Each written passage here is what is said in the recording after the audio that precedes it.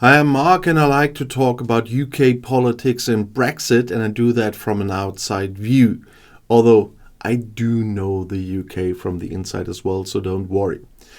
According to confidants of the new British head of government, the previous government's Rwanda deal is effectively dead and will still cost Britain money.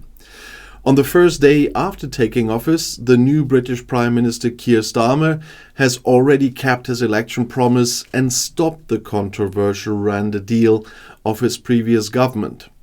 The British Telegraph reported on this already on Friday evening. Instead, Starmer's new Labour government has expressed its intention to find ways to strengthen Britain's borders, as they put it. The Telegraph report, which is widely cited in British and international media, was based on insider information from Starmer's circle, who are said to have described the multi-million-dollar Rwanda deal as effectively dead, as I said. And when I was writing this, official information on Starmer's plans to stop irregular migration to Britain were still pending. The plan to deport refugees to Rwanda and transfer millions of pounds to the country in return had been criticized not only from a human rights perspective, but also because although more than £270 million have already flowed into Rwanda as a result of the agreement, not a single person has yet been deported to the Central African country. I'm not counting the 2 paid volunteers here. The criticism of Starmer's predecessor Rishi Sunak was that the failure of the Rwanda plan would have been foreseeable even before his efforts to get the plan of former Tory leader Boris Johnson through Parliament. The Rwanda agreement also played such a large role in the election campaign of Keir Starmer and his Labour Party that the new Prime Minister had promised weeks before the election to stop the Tories' plans immediately. I will not pursue a policy that I believe will not work and that I know will cost a fortune, as the BBC quoted the Labour leader as saying in May.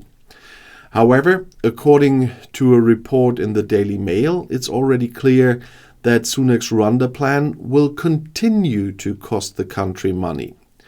The newspaper reports that the deadline for terminating the agreement is another 3 months, during which further funds related to the agreement would be due.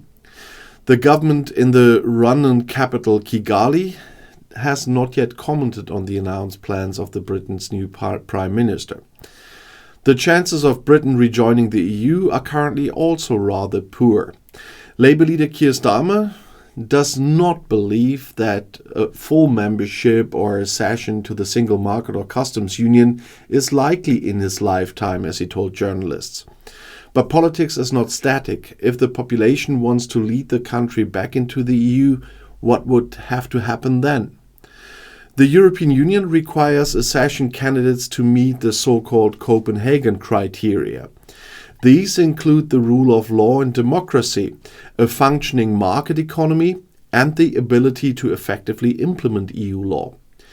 According to Nikolai von Ondarza of the Berlin-based Institute for International and Security Affairs, Britain should still meet these criteria without any major problems 4 years after the final Brexit.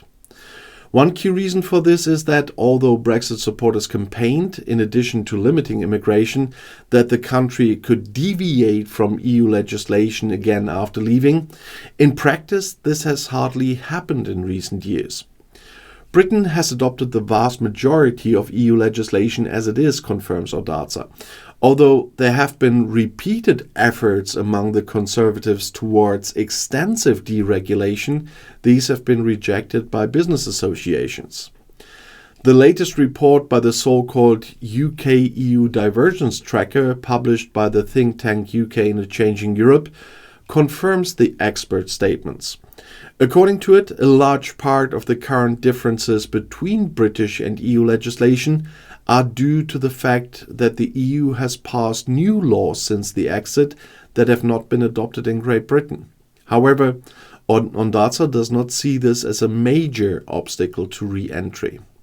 In his opinion, the additional conditions to which new EU members commit themselves could be much more problematic, especially for the political debate in the kingdom. joining the Schengen area and introducing the euro. Overall, he considers it almost impossible that the EU would agree to reintroduce the special conditions once granted in the purely hypothetical case. I think it is impossible that this happens. In addition to the so-called British rebate on net payments once negotiated by Prime Minister Margaret Thatcher, Great Britain was also excluded from the Schengen area and the Eurozone until its exit. The expert who heads the EU and Europe research group at his think tank sees the greatest room for negotiations in payments, but not in the area of free movement of people and the common currency. The euro brings with it further obligations that are intended to ensure the stability of the common currency area, and that's the Maastricht criteria. They limit new debt to 3% of gross domestic product and a total debt to 60% of GDP. Even if most European countries are not currently complying with the rules, new members are likely to, they would insist for new members. And to do this, Great Britain would have to get its public finances in order. According to the British Statistics Office, the debt level in April was around 98% of annual economic output, and new debt reached £20.5 billion. That's the fourth highest since 1993. The British could join the EU without immediately introducing the euro. A deliberately delaying tactic similar to that of the Swedes is also conceivable, but on the one hand, on Daza's opinion, this would only work for a maximum of 15 years, and on the other hand, such a policy would be met with rejection by the other EU countries. Even before the exit, the country was known in Europe as a cherry picker. That's why I always bring in the extra sausages we say here in Germany. The statements made by former Commission President Jean-Claude Juncker should also be seen against this background and in memory of the years of difficult exit negotiations. The Luxembourger told the media outlet Politico that he could imagine the United Kingdom being readmitted in a century or two, which the quotas recently forgot. The fact that the British Conservatives have lost power is the logical consequence of Brexit and thus of their historic failure. None of their grandiose promises have been kept, and that's why the discussion is going on again. The splendid isolation of the past had very different premises and was never accompanied by arrogance, disinterest and ignorance. The new Prime Minister will not lead Great Britain back into the European Union. But a rapprochement is now possible. It is in the interests of both sides. Great Britain is still connected to Europe through NATO.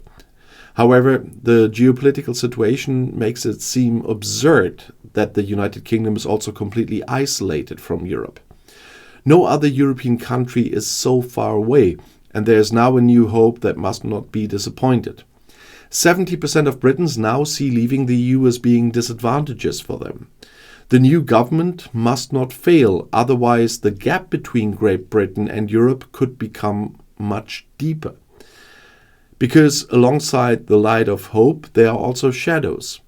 The so-called Reform Party has won seats in Parliament for the first time, and with it Nigel Farage, the right-wing populist who played a key role in sparking Brexit sentiment in the country. The fact that his party only won 5 seats is due to the British majority voting system.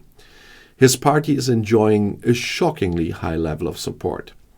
It will only decline if the economic and social situation and above all the quality of the national healthcare system noticeably improve. And if you want to know more, the next video is right here in the end screen. I'll see you there. I'll be back.